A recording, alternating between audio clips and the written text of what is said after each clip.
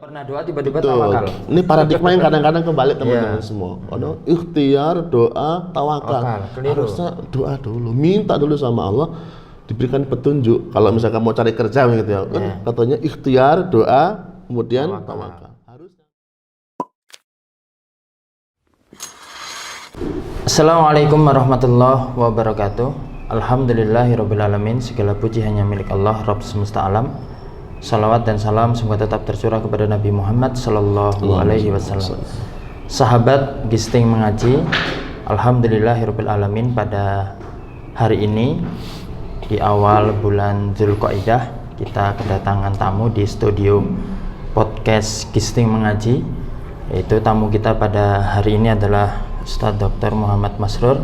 Gimana kabarnya Ustaz? Alhamdulillah sehat. Alhamdulillah dalam keadaan sehat. Sehat alhamdulillah. Walafiat. Walafiat. Ya, setelah Ramadan, Syawal, ini masih Dzulqa'dah. Ini awal Dzulqa'dah ya. Dzulqa'dah ya. Nah, ini tentu teman-teman ada yang sudah kenal karena beliau ini cukup familiar. Nah, mungkin juga ada yang belum kenal. Nah, kami minta Ustaz bisa memperkenalkan diri Ustaz. Dari mana aktivitas sehari-harinya, di mana dan sebagainya. Silakan. Baik, bismillah. Sahabat Gisting Mengaji yang dalam mata Allah Subhanahu wa taala. Perkenalkan ya, hukum fillah, saya Muhammad Masrur. Kemudian usia saya udah 40 ini. Udah 40 ya, Dad, ya? Oh, alhamdulillah. Dulu masih kayak 30 ya. Nah, 30 atau plus 60. Ya? 30 plus. Iya. Kemudian aktivitas saya keseharian saya kemudian karena mengelola pesantren ya, pesantren di Imbos Pringsewu, Insan Mulia Boarding School Pringsewu. Gitu, dan kemudian selain itu juga ada aktivitas juga yang ngisi kajian, taklim. Dan ini saya cukup juga mengikuti ini di Gisting Mengaji, luar biasa ya. Gitu ya. Mudah-mudahan teman-teman semua jangan lupa yang belum subscribe dulu lah ya. Mudah-mudahan bertambah subscribernya. Gitu. Amin. Artinya subscribe kita itu bernilai sedekah teman-teman semua. Ya, karena mensupport channel-channel dakwah. Kemudian sudah berkeluarga, anak 3, alhamdulillah. Anaknya 3 ya, Tat ya? 3. Anaknya, istrinya 1. Istrinya 1. Muwahhid. Muwahhid aja ya. Luar biasa. Muwahhid. Lo tinggalnya Saya tinggal di komplek pesantren saya. Pesantrennya ya. Pesantren Imbos Pringsewu, tepatnya di Jalan Hiyulat Sitarda, ya, Marga Kaya, Pringsewu, Lampung. Indonesia. Ya? Indonesia. Oh gitu. Ya Sat, ini berbicara pasca Ramadan. Ramadan yang tentu kita tahu bahwa Ramadan itu magnetnya luar biasa. Spiritnya berbeda, semangatnya berbeda untuk kaum muslimin itu beribadah. Nah, tapi yang perlu kita perhatikan juga, kita ini kan sering mempersiapkan Ramadan. Tetapi pasca Ramadan, terutama awal saja di bulan Syawal ini kadang-kadang sulit untuk mengistiqomahkan atau mungkin mendawamkan ya, membiasakan ibadah-ibadah yang ketika di Ramadan itu kita mudah, enteng, ringan untuk melakukan ibadah. Nah, ini apa saja sih yang menyebabkan ibadah kita ini di pasca Ramadan itu kok seakan-akan itu ya menurun dan jadi sangat menurun, bahkan sangat menurun. Ini kira-kira penyebabnya apa Sat di pasca Ramadan? Pasca Ramadan. Jadi Mas, itu bang fenomena ya. Fenomena kita tidak bisa pungkiri bahwa fenomena kaum muslimin seperti itu. Makanya salah satu ulama ya, Syekh Yusuf Al-Qaradawi pernah mengatakan begini, nasihat buat kita semua, kun ya rabbaniyan wala takun ramadaniyan, begitu kan. Jadilah kamu sosok yang rabbani. Artinya rabbani itu ya sosok yang tidak musiman ibadahnya, wala takun ramadaniyan, dan jangan jadi kamu orang yang ya musiman Ramadan saja. Taat ya Ramadan, kan mau tobat di Ramadan waktunya, nggak gitu. Tapi bagaimana menjadikan ketaatan itu ya sepanjang masa, sepanjang masa. Tetapi memang fenomena mayoritas hari ini. Apalagi kan anak muda kita sekarang ya. Nah, gitu. kalau milenial. Wah, kalau milenial. Jadi lepas Ramadan ya lepas semuanya kadang. Kan di awal Syawal saja sudah. Wah, ya. Gitu ya. Maka apa kemudian itu penyebabnya ya? Ini sekedar mungkin ya analisa saya bahwa maka penting menghadirkan Ramadan itu dengan sepenuh hati itu penting. Ya, dan kita tidak bisa senantiasa dalam ketaatan tanpa pertolongan Allah Subhanahu wa taala. Maka harus memohon kepada Allah Subhanahu wa taala. Ikhtiar kita itu apa? Ramadan itu bisa kita bawa di luar Ramadan. Pasca Ramadan itu paling penting. Padahal poinnya itu bukan di Ramadan sebenarnya, tapi setelah Ramadan itu bagaimana mengaplikasikan itu. Ya. Karena sebaik-baik amal itu adalah yang kontinu walaupun sedikit. Itu dan dikatakan oleh Imam Ibnu Rajab bahwa di antara tanda amal ibadah Ramadan kita itu diterima itu ketika apa? Ketika kita dimudahkan untuk mengamalkan ibadah-ibadah yang lain setelah Ramadan. Begitu. Yang selama Ramadan itu ringan.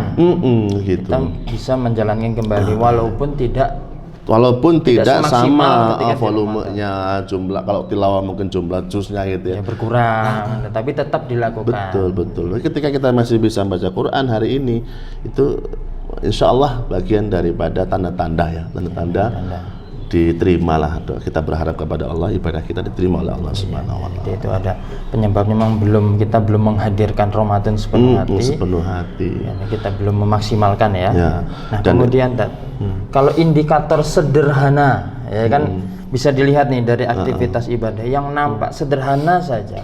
Bagaimana ibadah Ramadan kita dikatakan berhasil walaupun tidak 100%. Indikator sederhana kan seperti apa? Ya, ketika bisa membawa amal ketaatan kita di Ramadan itu terus berjalan di luar Ramadan. Tadi lagi-lagi meskipun tidak sama ininya kuantitasnya.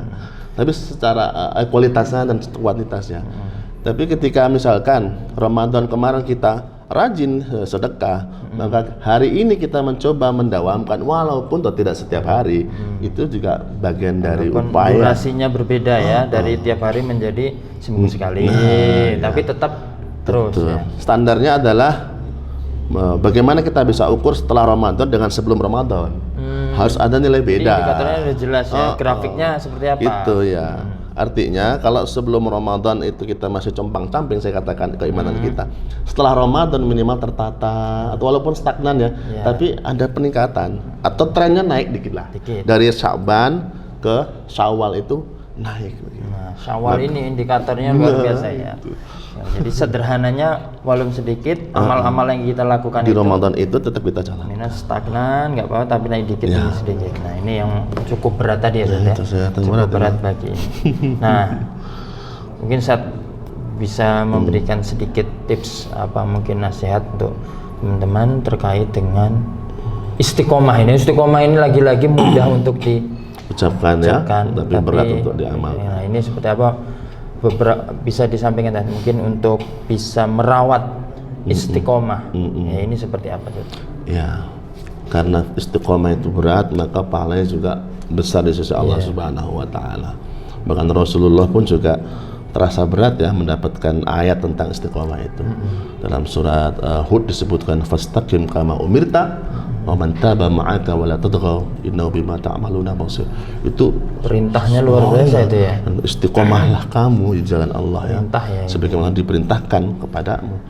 Dan hingga beruban ya Rasulullah itu. Sayyabatni Hud, begitu dia mengatakan. Surat Hud ini membuat saya beruban. Ini menggambarkan saking beratnya memang istiqomah itu. Dan ya maka kalau bukan dengan pertolongan Allah, taufik hidayah, maka minta senantiasa kepada Allah. Jadi doa itu seperti mengetuk pintu langit ya. Perbanyak doa itu sama dengan memperbanyak mengetuk pintu. Kalau kita jarang-jarang ngetuk pintu misalkan, cuman sekali sehari ngetuk pintu, bisa jadi nggak denger ya tuan rumahnya gitu kan, atau nggak ada orang di rumahnya gitu. Tapi kalau misalkan jenengan dari pagi pada subuh ketuk pintu tok sampai zuhur masa nggak ketemu, nanti ulangi lagi. Perbanyak. Kalau belum ulangi mengetuk mengetuk pintu langit supaya Allah itu mendengar. Ya Allah, karuniakan istiqomah kepada kita. Minta pertolongan sama Allah. Kalau bukan karena pertolongan Allah tidak bisa. Mustahil ya untuk bisa dilakukan. Berat istiqomah ya. Jadi nomor satu adalah minta pertolongan terus kepada Allah untuk diistiqomahkan. Baru mulai ya, yang kecil-kecil diistiqomahkan pelan-pelan. Kalau tahajud itu jangan langsung pulau tahajud 11 rakaat. Kalau berat ya minimal kayak tadi itu kan. Kalau emang berat ya 2 rakaat plus 1 witir. Tapi istiqomah dulu. Ringan dulu ringan dulu. Sedekah nggak bisa banyak ya, minimal 2.000 itu pun juga seminggu sekali enggak apa-apa. Tapi rutin dan Jumat misalnya. Pelan-pelan. Jadi punya trik juga untuk mengistiqomahkan. Iya, nggak bisa kayak langsungan ya. Ya, istiqomah. Tahajud langsung 1 juz. Ya, besoknya langsung urut. Mana tukang urut? Memang istiqomah ini yang luar biasa. Nomor satu tetap tidak bisa keluar dari memohon kepada Allah Subhanahu wa taala. Baru ikhtiar kita ya. Setelah ikhtiar maka serahkan tawakal sudah sama Allah. Jadi memang harus berdoa dulu ya. Kadang kita ini keliru usahanya dulu. Doa dulu dong. Doa, usaha, doa, usaha, tawakal. Ini tidak pernah doa tiba-tiba tawakal. Ini paradigma yang kadang-kadang kebalik teman-teman semua. Kalau ikhtiar, doa, tawakal. Harusnya doa dulu, minta dulu sama Allah diberikan petunjuk. Kalau misalkan mau cari kerja gitu ya, katanya ikhtiar, doa, kemudian tawakal. Harusnya minta dulu pertolongan sama ya Allah, mudahkan mana yang terbaik menurut Engkau untuk agamaku, duniaku. Baru ikhtiar. Maka berjalan ikhtiar atas bimbingan petunjuk Allah, doa kepada Allah, ini lebih mudah arahnya. Baru akhirnya serahkan lagi kepada Allah. Ini yang harus dirubah ya. Bukan ikhtiar tapi doa, ikhtiar, tawakal. Nah ini yang terakhir Ustaz. Ya, ini masjid ya. Tentu kita lihat nih, masjid di berbagai daerah masyarakat itu berlomba-lomba untuk membangun fisik masjid dengan megah, dengan ornamen yang baik, dengan fasilitas terbaik. Nah, tapi seringkali belum bisa menghasilkan belum bisa menarik jamaah, belum bisa menjadi magnet untuk jamaah itu senang ke masjid atau mungkin istiqomah. Bahkan pasca Ramadan kita lihat sendiri di bulan Syawal saja, 1 Syawal saja kadang-kadang sudah berkurang itu jamaah. Ini bagaimana fungsi masjid itu dapat membuat jamaah itu tertarik mungkin istiqomah untuk melaksanakan ibadah, terutama mendawamkan tadi Ramadan ibadah. Fungsi masjidnya. Ya kita tetap husnuzon ya dengan saudara-saudara kita yang mencoba menghadirkan masjid yang nyaman, indah, dengan ornamen yang menarik begitu. Tentu juga mereka niatnya adalah ikhtiarnya untuk menarik simpati jamaah, membawa jamaah supaya lebih nyaman beribadah, tertarik untuk kembali lagi ke masjid begitu ya. Akan tetapi ada hal yang lebih penting memang, tidak hanya fisik tapi ruh masjid itu memang harus hadir. Terus bagaimana reorientasi masjid ini penting ya, mengembalikan lagi fungsi masjid. Fungsi masjid itu untuk Allah. Kalau kita lihat di zaman Rasulullah SAW dulu, bahwa masjid ini menjadi basis untuk pembentukan umat.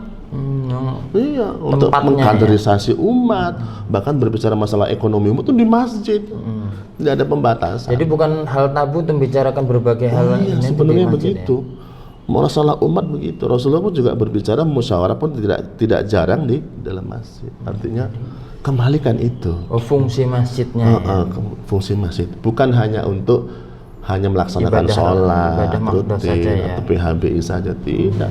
Bahkan untuk mengkader anak-anak muda, kaum milenial terutama ini. Bagaimana masjid ini bisa menghadirkan program-program yang menarik untuk anak-anak muda. Nah, ini program. Maka bukan tabu juga sebenarnya masjid itu ada wifi sebenarnya. Oh iya, termasuk di sini ada wifi. Ada wifi kita sediakan. Itu bagus.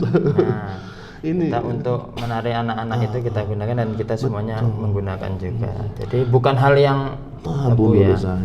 Jadi memang selain fisik tadi memang untuk kenyamanan, karena penting juga untuk menghadirkan kenyamanan beribadah, tapi ada hal juga yang lebih penting dari itu adalah program bagaimana membuat jamaah itu dan ya yang paling penting ini adalah anak-anak muda ya. Nah ini kan karena mereka yang akan meneruskan estafet dakwah masjid ini kan itu.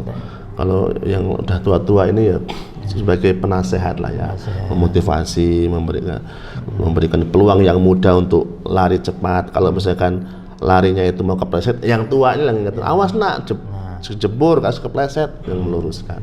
Begitu. Berilah mereka ruang gerak, kreativitas dalam kebaikan tentunya ya. Maka yang tua-tua ini kemudian menjadi fasilitatornya ya, fasilitator. Jadi remnya kalau dia misalkan mau belok, mau keliru itu diluruskan oleh yang tua-tua ini. Terima kasih Ustaz. Alhamdulillah sudah berkenan hadir di studio podcast Gisting Mengaji Masjid Al-Munawwarah yang dikelola langsung oleh pemuda Masjid Al-Munawwarah. Mudah-mudahan doakan kami istiqomah. Amin, amin. Untuk bisa menebar dakwah dan menebar kebaikan di masyarakat. Mudah-mudahan. Terima kasih Ustaz. Alhamdulillah sahabat Gisting Mengaji, kita sudah berbincang banyak tentang bagaimana mengistiqomahkan dan merawat istiqomah di pasca bulan Ramadan, dan mudah-mudahan kita adalah golongan orang-orang yang Allah mudahkan untuk beristiqomah atau melaksanakan ibadah ini. Mudah-mudahan Allah berikan kekuatan, karena tidak ada kekuatan selain kekuatan Allah Subhanahu wa taala. Kita tutup dengan doa penutup majelis. Subhanakallahumma wa bihamdika asyhadu an la ilaha illa anta astaghfiruka wa atubu ilaik. Assalamualaikum warahmatullahi wabarakatuh. Waalaikumsalam warahmatullahi. I'm an icon, man. And my girl about a 10. I should fuck her in a Benz.